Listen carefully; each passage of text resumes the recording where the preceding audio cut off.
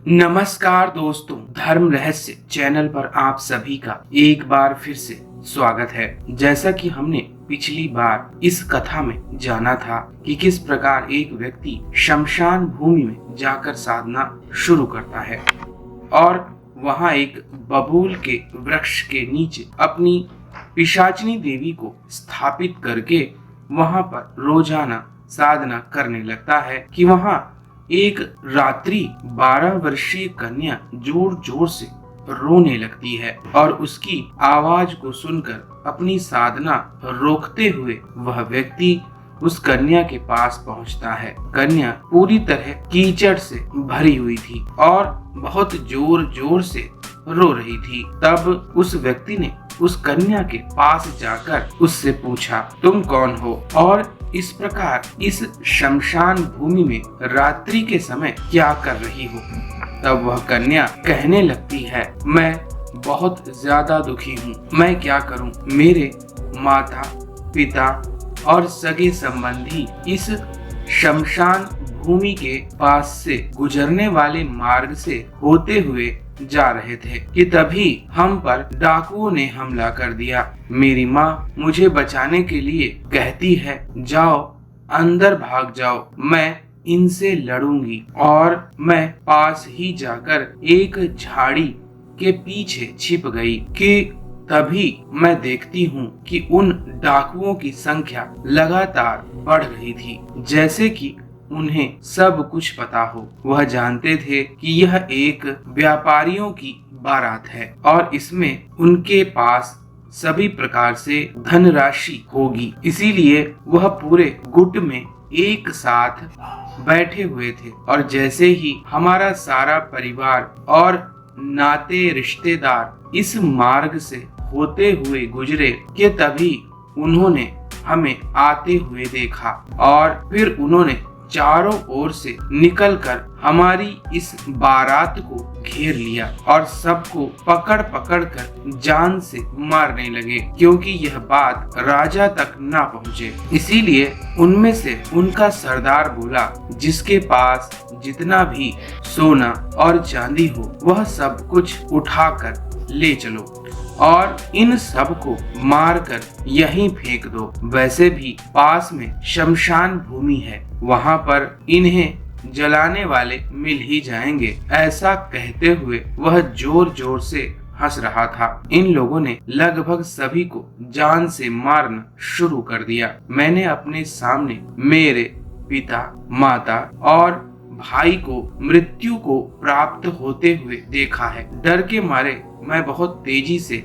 इस शमशान भूमि के अंदर भागकर आने लगी कि तभी पास ही कीचड़ में गिर गई और शायद इसी कीचड़ की वजह से डाकुओं ने चारों ओर मुझे ढूंढा, पर मैं कहीं दिखाई नहीं दी। कीचड़ में मैं पड़े पड़े इसी प्रकार बेहोश हो गई थी और अब जाके जब मुझे होश आया है तो सारी बात याद आई है। मैं बहुत ज्यादा दुखी हूँ और जोर जोर से रो रही हूँ। मेरा तो सारा परिवार ही नष्ट हो गया, नाते रिश्तेदार सारे लोग मारे गए, केवल अकेली मैं बची हूँ। मुझे तो यह भी नहीं पता कि मैं कब तक जीवित रहूंगी और इस जगह पर शमशान भूमि में मेरे साथ क्या होगा। उसकी बातों को सुनकर उस व्यक्ति को उस कन्या पर बहुत ज्यादा करुणा आ गई और उसने कहा, तुम चिंता मत करो, चलो मेरी कुटी के अंदर चलो। मैं तुमसे वादा करता हूँ कोई भी हमें परेशान करने नहीं आएगा। यह शमशान की भूमि है, यहाँ कोई भी नहीं आएगा, ना तो कोई डाकू आएगा। वह कहने लगी, मुझे डर लगता है कोई ना कोई डाकू यहाँ पर जरूर आ जाएगा इस बात से, क्योंकि माता के कुछ गहने मेरे पास हैं। माँ ने मुझे दिए थे कि इनको लेकर भाग जा। शायद उन्होंने सोचा होगा कि मेरे पास यह सुरक्षित रहेंगे। यह देखकर वह व्यक्ति कहने लगा, सच में तुम्हारी यह कहानी सुनकर मुझे भी आंखों में आंसू आ गए हैं। चलो कुटी के अंदर चलो। इस प्रकार वह कन्या और वह व्यक्ति कुटी के अंदर आ गया। तब वह कहने लगा कि मैं तो अकेले रहकर साधना करने वाला था, अब इस लड़की की वजह से मैं साधना कर पाऊंगा या नहीं, क्या करूं? इसका भी जिंदगी में अब कोई नहीं है, इसे किसी गांव में अपने रिश्तेदार के वहाँ रखवा दूं या फिर मैं यहाँ रहकर पहले साधना पूर्ण करूं। वैसे भी यह तो बच्ची है, इसे अगर मैं अभी लेकर गया तो पता नहीं यह वहाँ क्या करेगी, इसलिए इसे अपने साथ ही रखता हूँ। शायद यह भोजन वगैरह बना सकती होगी तो मुझे कुछ सहायता मिल जाएगी। उस व्यक्ति ने उस कन्या को कहा, क्या तुम्हें खाना बनाना आता है? तब वह कन्या बोली, हाँ, मैं अच्छी प्रकार बढ़िया भोजन बना सकती हूँ। तब उस व्यक्ति ने कहा, ठीक है, तुम मेरे लिए भोजन बना देना। भोजन की सारी सामग्री मैंने लाकर पहले ही रख दी है और माह में केवल एक बार ही जाकर मैं सामग्री पूरी उठाकर ले आता हूँ ताकि मुझे बार बार कहीं जाना ना पड़े। तब वह कहने लगी, मेरा जीवन तो पूरा बर्बाद है, अपने जान बचाने के लिए आपकी सेवा करती रहूंगी। इस प्रकार वह व्यक्ति उस कन्या के साथ रहने लगा। एक दिन बड़ी जोर की बारिश वहाँ पर शुरू हो गई थी। बारिश के कारण बाहर बैठकर साधना करना संभव नहीं था। इस प्रकार उस दिन की साधना को साधक को बंद करना पड़ा। तब वह कन्या के पास जाकर बैठ गया, उससे बातचीत करने लगा और कहा, अपने बारे में, अपने परिवार के बारे में कुछ मुझे बताओ। मैं इतने दिनों से देख रहा हूँ कि तुम मेरे साथ रहकर भोजन और पानी की मेरी व्यवस्था बहुत अच्छी प्रकार करती हो। तब वह कन्या कहने लगी, मेरा नाम मालिनी है और मैं एक धनी साहूकार की बेटी थी। वह नगर में बहुत ज्यादा प्रतिष्ठित थे। हम सभी लोग वर्ष में एक बार अपनी कुल देवी के मंदिर में अवश्य जाते हैं और ज्यादातर शादी उसी समय की जाती है। इस बार भी हमारे फूफा के यहाँ उनके लड़के की शादी थी, इसीलिए हम सभी लोग कुल देवी मंदिर जाने के लिए बारात को लेकर निकल रहे थे कि तभी इन डाकुओं को पता नहीं कहां से पता चल गया। असल में हम जब भी कुल देवी मंदिर जाते हैं तो देवी को सोने चांदी के आभूषण अवश्य ही चढ़ाते हैं। शायद यह बात उन डाकुओं को किसी के माध्यम से पता चल गई होगी, इसीलिए उन्होंने हमें घेर कर हमारे ऊपर हमला कर दिया। अब इसमें परिवार वालों की भी कोई गलती नहीं है। मैं क्या करूं? मेरा जीवन तो बिना माता और पिता के हो गया है।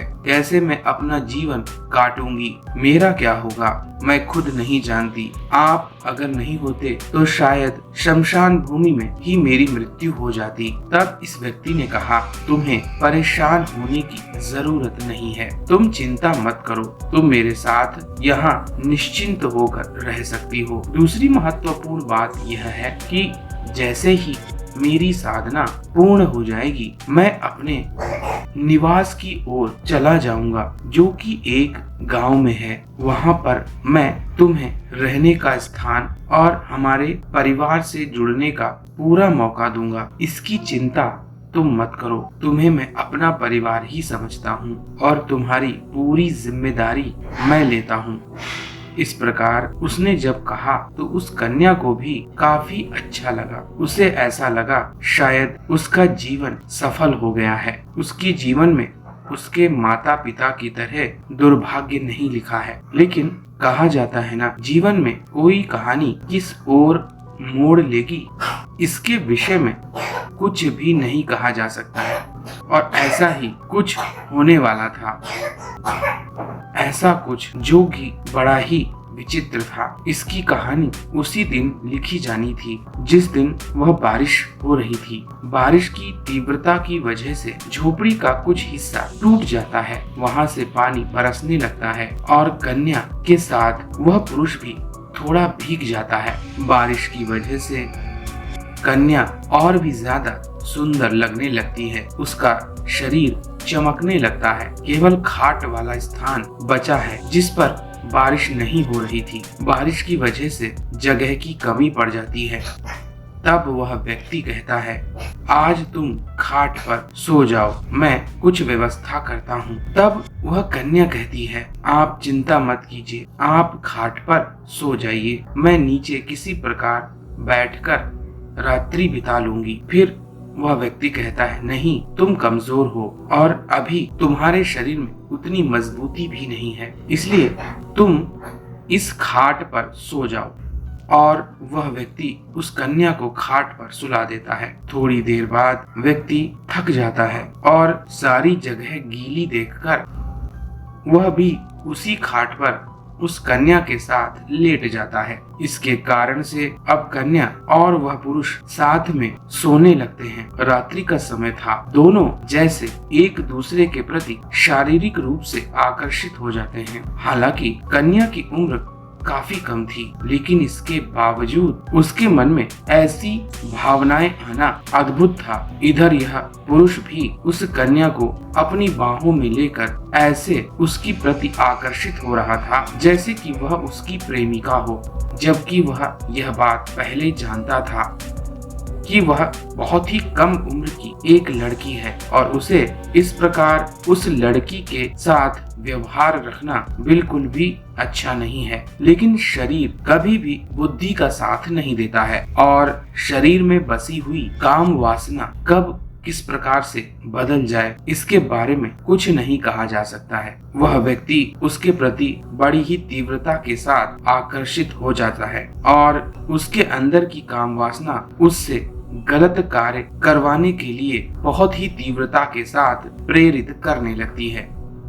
इधर वह कन्या भी जैसे कि एक पूर्ण विकसित युवती हो, उसके प्रति वैसा ही व्यवहार करने लगती है जैसे कि एक नव युवती पूरी तरह से काम वासना के लिए आतुर हो चुकी हो। इस घटना के घटित होते समय एक विचित्र बात और देखने में आती है। उस कुटी के बाहर चमगादड़ बड़ी ही तीव्रता के साथ वहां आ जाते हैं और वहां पर एक चमगादड़, उसके बाद दूसरा और उसके बाद वहां पर चमगादड़ों की पूरी फौज जैसे इकट्ठा हो जाती है। चारों तरफ चमगादड़ ही चमगादड़ उस कुटिया के बाहर उड़ते हुए दिखाई पड़ते हैं। उनके कारण ऐसा लग रहा था जैसे कि एक काला साया उस कुटिया के चारों तरफ बड़ी ही तीव्रता के साथ आ गया हो कि तभी वहां पर जोर से बिजली चमकती है और दोनों एक दूसरे को तीव्रता से